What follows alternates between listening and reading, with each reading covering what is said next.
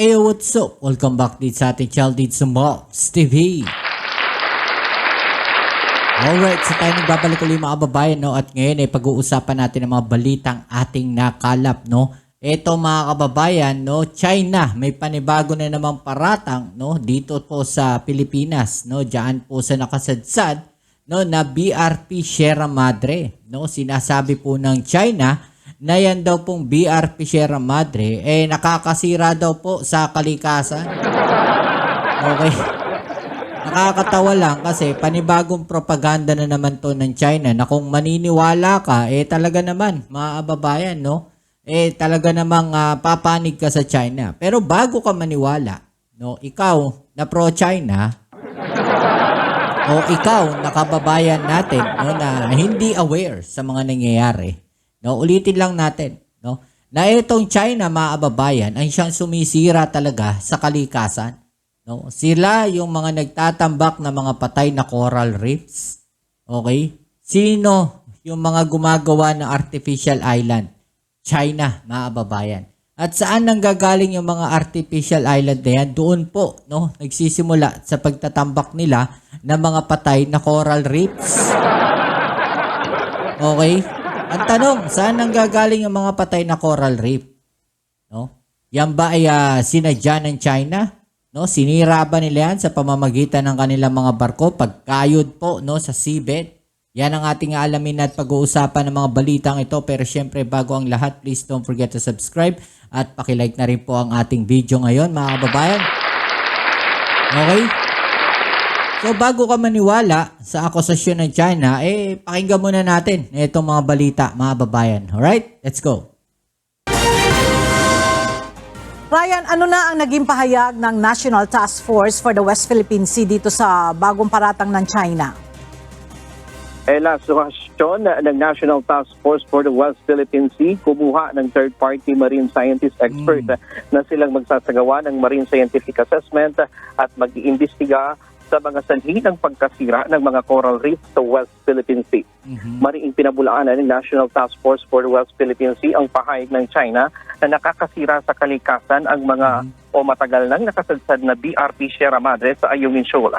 Ayan, no? Sinasabi nila na yung BRP Sierra Madre, no, nakakasira daw po sa kalikasan, mga kababayan. Okay? So bakit nga ba nila sinisiraan itong BRP Sierra Madre? No? Bakit nila sinasabi na ito po ay nakakasira sa kalikasan? Okay? So para ma-pressure po, mga kababayan, ang buong mundo, no, na ipaalis yan sa Pilipinas. At pagkaya po inalis ng Pilipinas dyan, ako, mga kababayan, sinasabi ko sa inyo, kukunin na rin po ng China yan. Okay? Makikita natin, mga kababayan, na ang China ay walang tigil, no, sa paggawa ng paraan para maalis po yung BRP Sierra Madre. At isa na nga po ito, no, sa kanilang pamamaraan para alisin ng Pilipinas yung BRP Sierra Madre. Diba? Nagbibigay sila ng pressure sa buong mundo. Pero alam naman natin, no, na pag yan ay inalis ng Pilipinas, sigurado, mga kababayan, no, sasakupin na rin po yan ng China at aangkinin na rin po yan ng China. Wala na tayong magagawa. No, yun po ang gustong mangyari ng China dyan. Kaya po sinisiraan nila yung BRP Sierra Madre. Okay? Ayon kay NTF-WTS spokesperson at NSC Assistant Director General Jonathan Malaya, ang akusasyong ito ng China ay walang katotohanan at isang classic misdirection ng China. Diba? Ayon kay Malaya, ang China classic misdirection po ng China, mga kababayan. No? O ibig sabihin, disinformation at matagal na po nila yung ginagawa. No, yung mga ganyang klase nga, disinformation nila. Na ang gumagawa ng irreparable damage sa mga coral reef na nakakasira sa maritime environment at natural habitat ng mga isda at kabuhayan ng mga Pilipinong mangingisda sa West Philippine Sea. Katunayan aniya, ang nakita ng Permanent Court of Arbitration noong 2016 ang mga ginagawang reklamasyon ng China sa Panganiban Reef o Mischief Reef ay nagdulot ng permanenteng pinsala sa mga coral. Yun, diba? Yung ginagawa nilang reclamation ay nakakapagdulot, no, ng permanenteng pagkasira ng mga corals. So ibig sabihin, yung kanilang mga ginagawa po mga kababayan, ang siyang nakakasira sa kalikasan. Hindi po yung BRP Sierra Madre. Diba? Malinaw po na malinaw. Kaya nga sabi ng Pilipinas, kumuha tayo ng third party, no? Para siyang mag-imbestiga. Sino nga ba talaga ang nakakasira sa kalikasan? Hamon po ito sa China na tinanggihan po ng China. Okay? Kasi alam nila babalik sa kanila eh. Oh. Alam nila na sila talaga yung nakakasira ng kalikasan. Hindi po yung BRP Sierra Madre. Di ba? Nag-umpisa ito ng malaking proyekto dito ng China sa Calderon Reef, Kagitingan Reef, Burgos Reef, Mabini Reef, McKinnon Reef, Suvi Reef o Zamora Reef na ngayon ay naging military bases na ng China ang diba? mga artificial reef na ito. Natuklasan din ng arbitral na alam ng mga opisyal ng China ang ginagawa ng kanilang mga mangingisda na pagbubos sa mga pawikan, corales at mga giant clams na nakakasira sa kalikasan. Pati yung mga pawikan, di ba? Hinuhuli nila. Oh, illegal po yun. Yung mga ginagawa nila na yan. Di ba?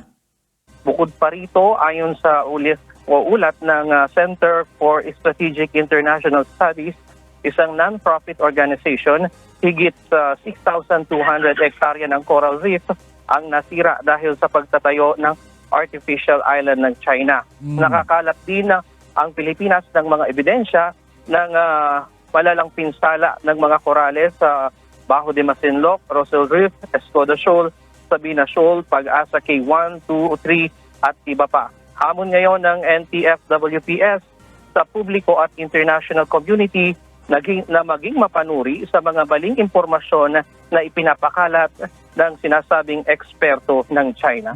Yan muna ang latest mula dito sa Quezon City. Balik sa iyo, Ella. Maraming Yan, di ba, mga kababayan? Eksperto na nagsabi, no? Na ang ginagawa ng China ang siyang nakakasira. Di ba? So ito pa isang balita. Hindi totoo ang akusasyon ng China na nakakasira sa coral reefs ang nakasadsad na BRP Sierra Madre sa Ayungin Shoal sa West Philippine Sea ayon sa National Task Force West Philippine Sea. Git ng task force, ang China pa nga ang nasa likod ng mga nasirang corals at nakaapekto rin sa kabuhayan ng libo-libong Pinoy na mangingisda.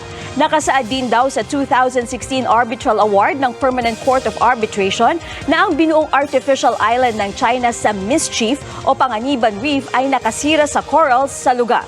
Wala pang reaksyon ng China kaugnay sa pahayag ng National Task Force West Philippine Sea. Diba, mga kababayan? Sila pa yung nakasira, no? Dahil dyan po sa kanilang mga ginagawa na yan, artificial island. Diba? So yung akusasyon nila sa Pilipinas, sila pala. No? Sila pala yung nakakasira talaga doon po sa mga coral reefs, no? Diyan po sa West Philippine Sea. Diyan po sa South China Sea. Hindi po yung Pilipinas. Okay? Yung akusasyon nila para malinis lang po yung kanilang imahe. Pero hindi na po malilinis yung kanilang imahe dahil alam naman po ng buong mundo, no, na etong China mahilig po sa ganyan. 'Di ba? Pag hindi nila makuha yung gusto nila, hahanap talaga sila ng paraan para makuha nila. Isa na po yung Ayungin Shoal. No, strategic po kasi yung lugar na yan, mga kababayan. Pag nakuha po nila yung Ayungin Shoal, mahihirapan na po tayo. No? Makokontrol na po nila yung buong area na yan. Wala na po tayong magagawa dyan.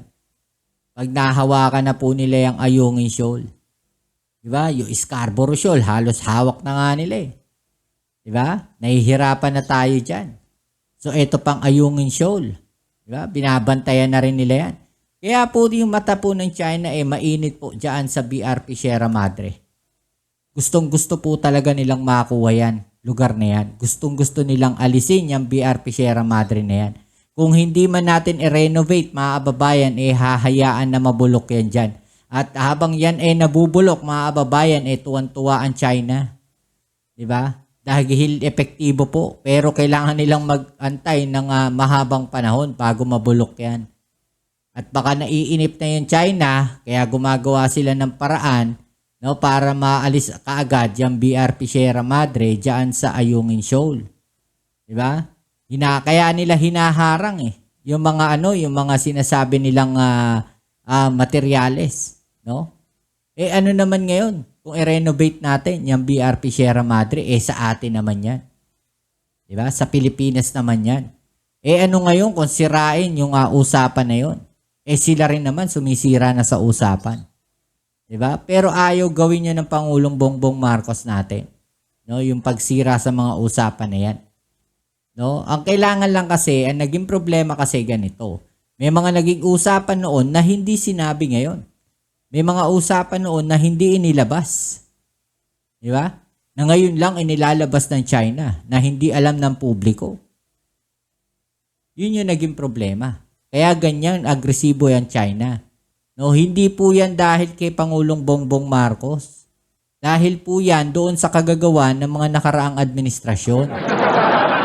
Hindi po ng Pangulong Bongbong Marcos.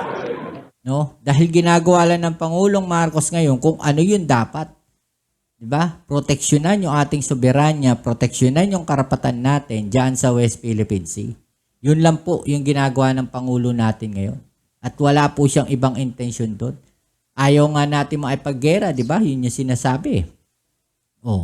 Sino ba yung gumagawa ng mga agresibong hakbang dyan? Pilipinas ba? Pilipinas ba yung nagpo-provoke na pinapalabas nila? Hindi, di ba?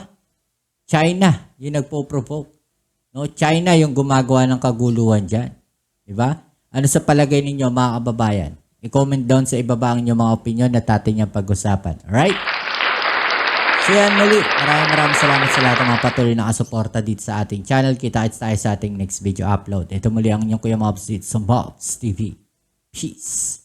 I'm out.